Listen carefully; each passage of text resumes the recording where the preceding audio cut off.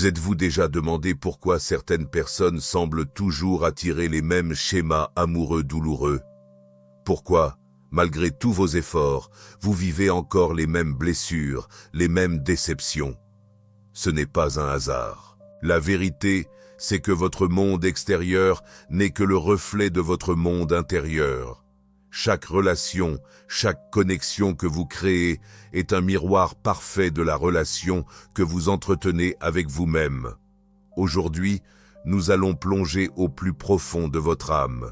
Ensemble, nous allons comprendre pourquoi vous attirez certaines personnes dans votre vie et pourquoi d'autres s'en éloignent. Nous allons voir pourquoi vos relations vous blessent, mais aussi comment elles peuvent devenir vos plus grands enseignants. Ce voyage ne sera pas facile.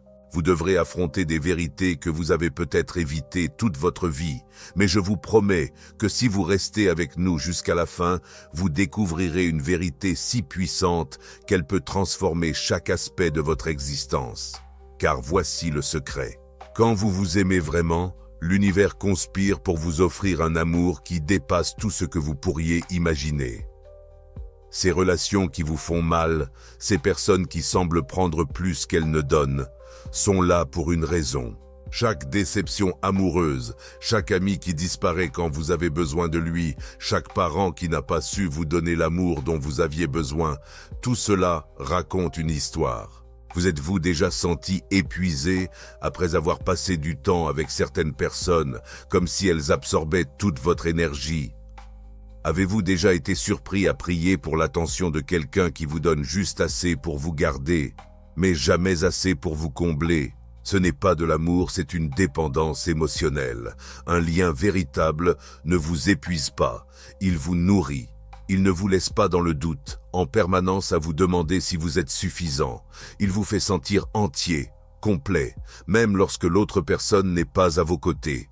Regardez autour de vous. Ces relations à sens unique, où vous donnez sans rien recevoir en retour, où vous vous pliez en quatre pour plaire, où vous abandonnez des parties de vous-même pour être accepté, vous montrent exactement où vous avez besoin de guérir. Car voici la vérité que Carl Jung a passé sa vie à découvrir. Ces relations douloureuses sont le reflet exact de votre relation avec vous-même.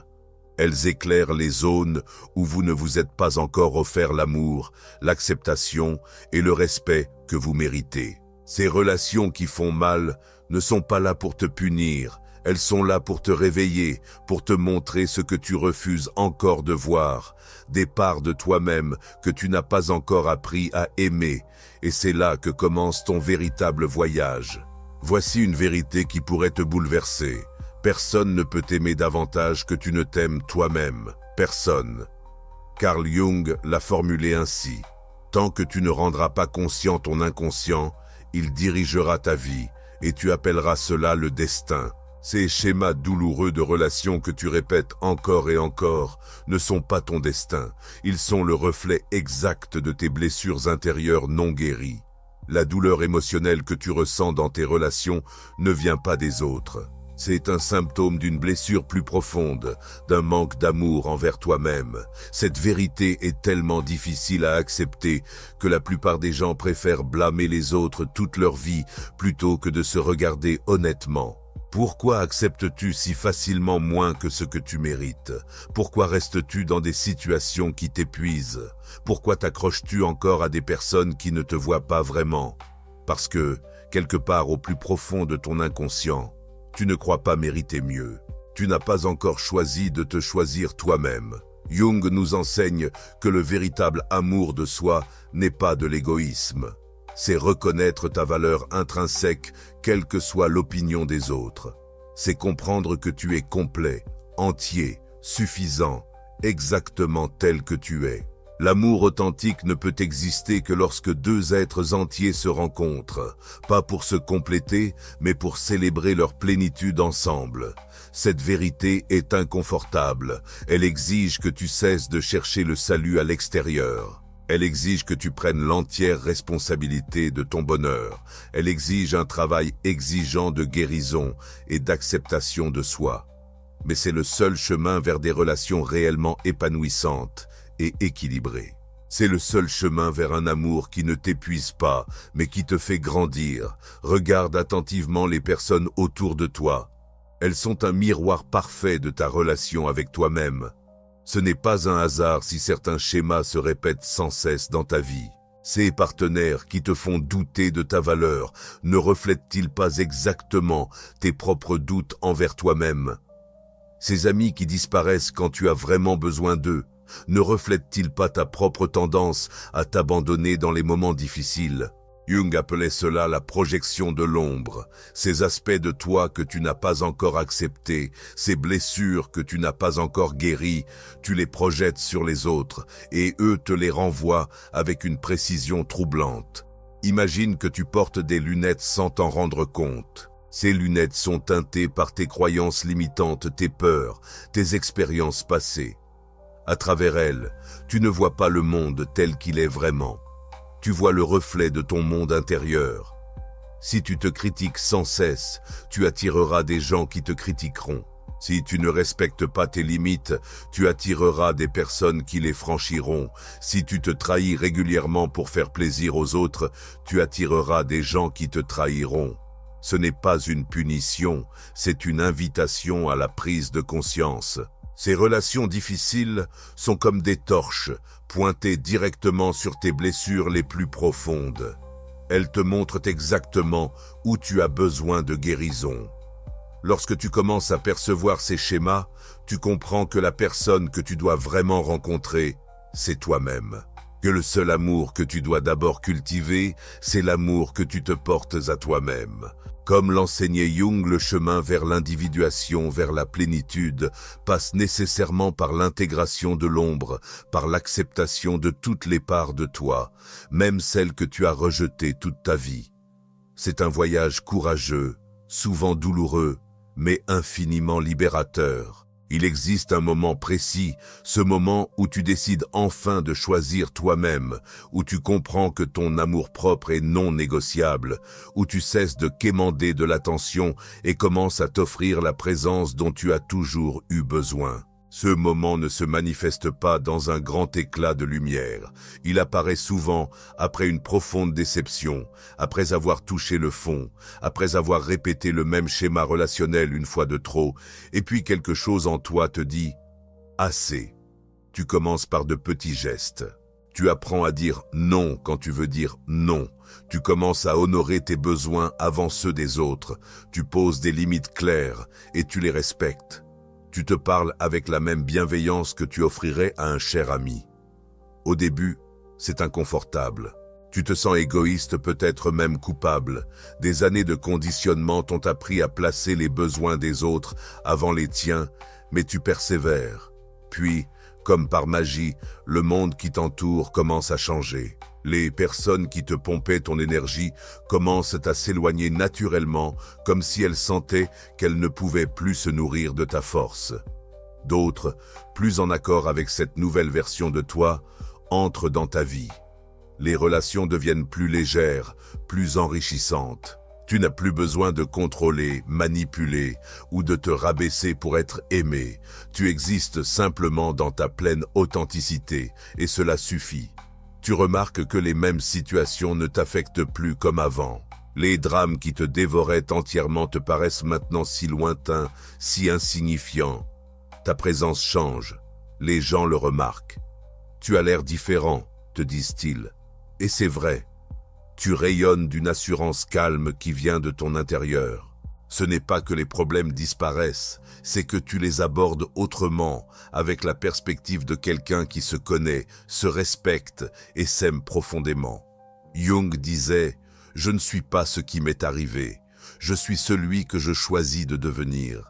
En te choisissant toi-même jour après jour, tu deviens peu à peu la personne que tu étais destinée à être, celle qui n'attend plus qu'un sauveur, parce qu'elle a appris à se sauver elle-même.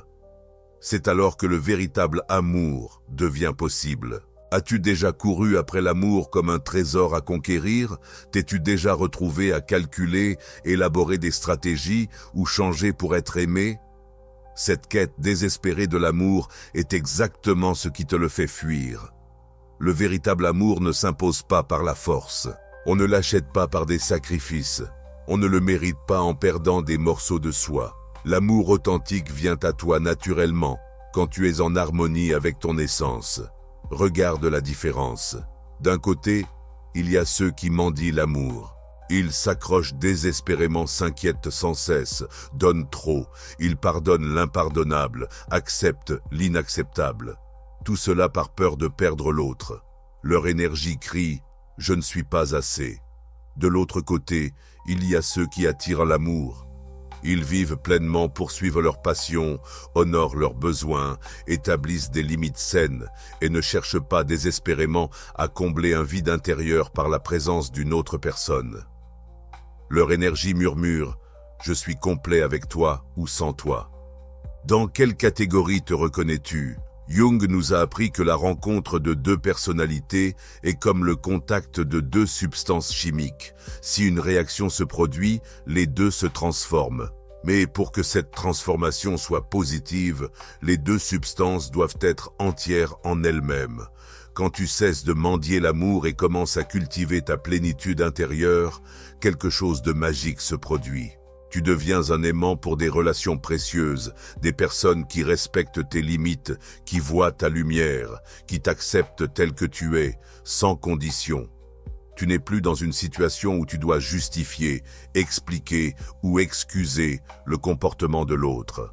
Tu ne te contentes plus de miettes, alors que tu mérites un festin entier. Tu reconnais immédiatement ce qui est en accord avec toi et ce qui ne l'est pas.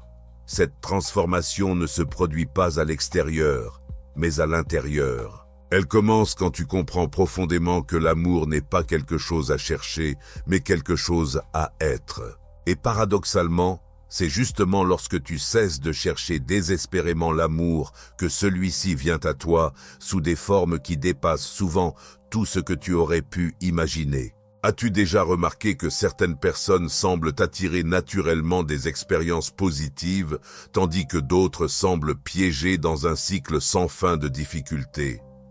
Ce n'est pas une question de chance ou de hasard, c'est une question d'énergie. L'univers fonctionne comme un immense miroir, reflétant exactement ce que tu aimais. Carl Jung appelait cela la synchronicité. Ces coïncidences significatives qui ne sont en réalité pas des coïncidences, mais des reflets de ton état intérieur. La loi du miroir est implacable. Ce que tu aimais énergétiquement, tu l'attires inévitablement dans ta vie.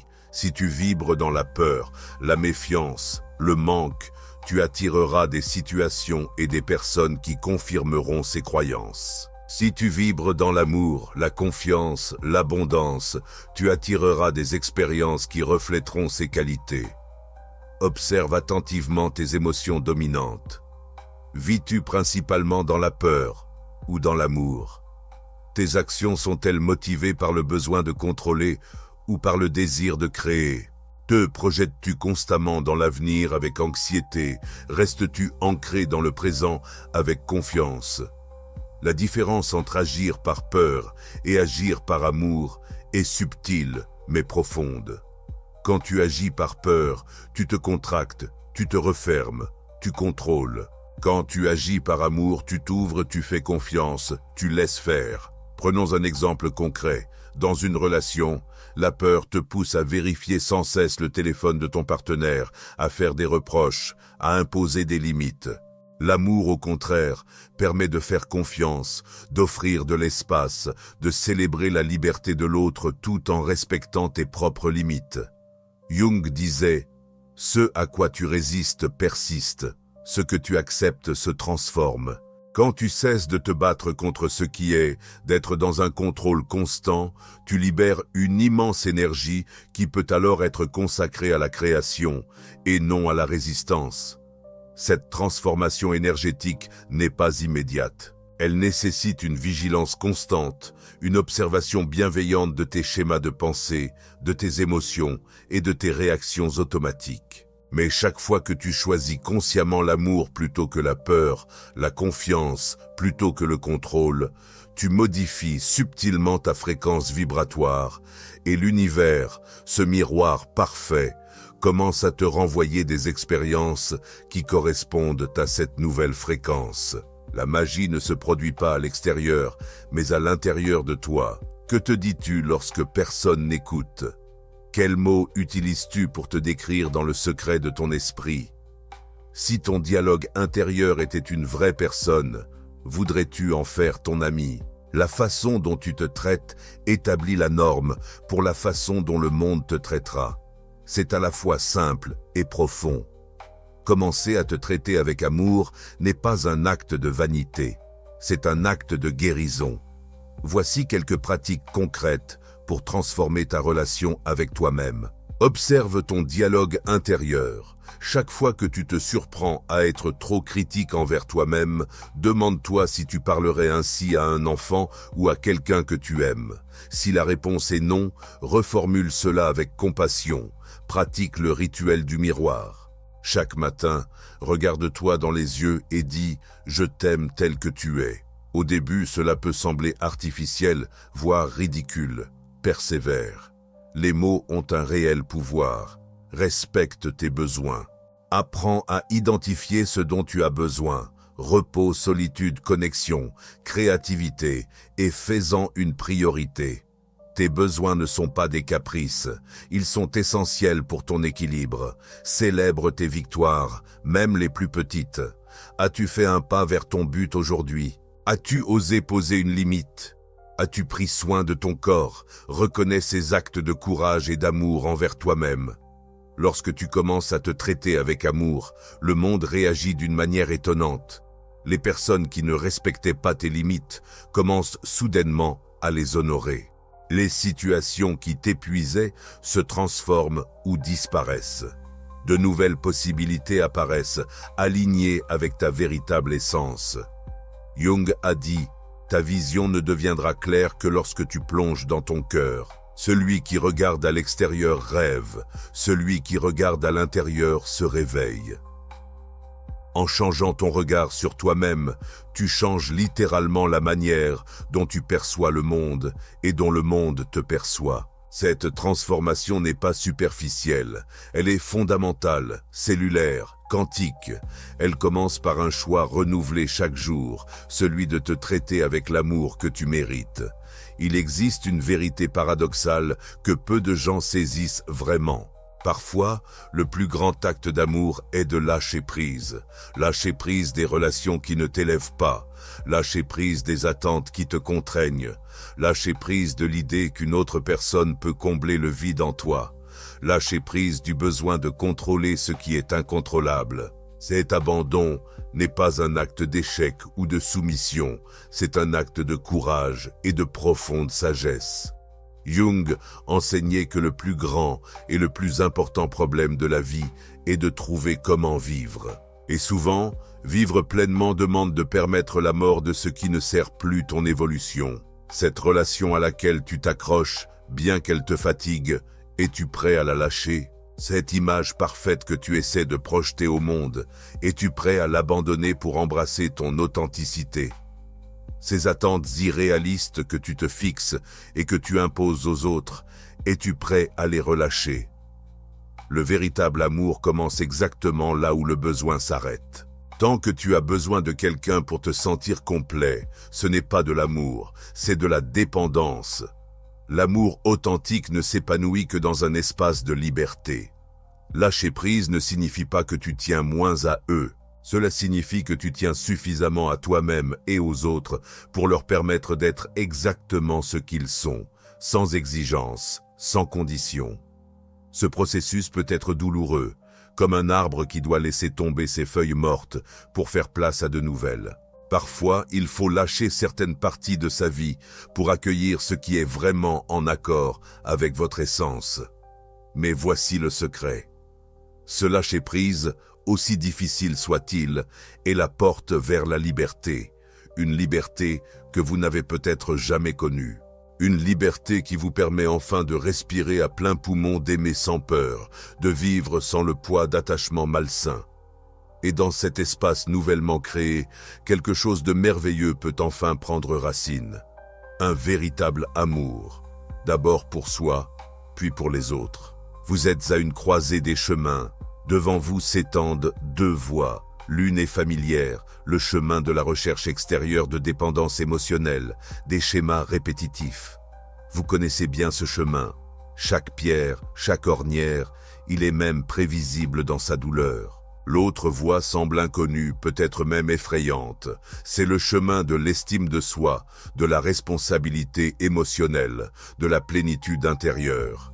Il demande du courage, de la persévérance, une honnêteté brutale envers soi-même. Le choix vous appartient. Mais sachez une chose, ce que vous avez toujours cherché, ce profond amour, ce lien authentique, cette paix intérieure, ne se trouve pas au bout du chemin familier.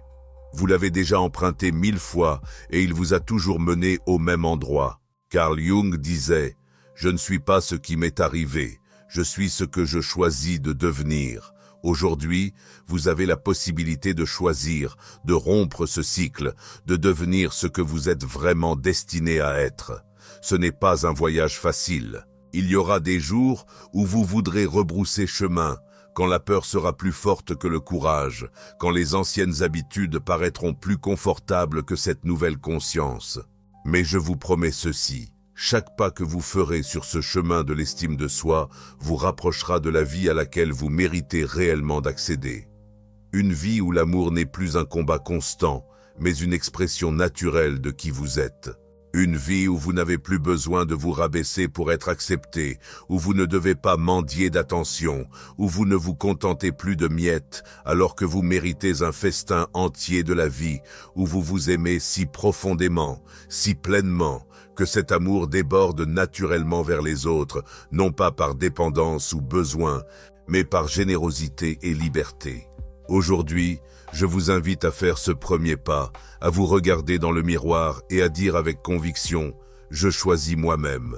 Et à partir de ce moment, observez comment votre monde commence à changer, comment de nouvelles personnes, de nouvelles situations, de nouvelles opportunités, toutes en accord avec cette nouvelle version de vous-même, commencent à se manifester dans votre vie. Si ce message a touché votre cœur, laissez un commentaire avec ces mots simples.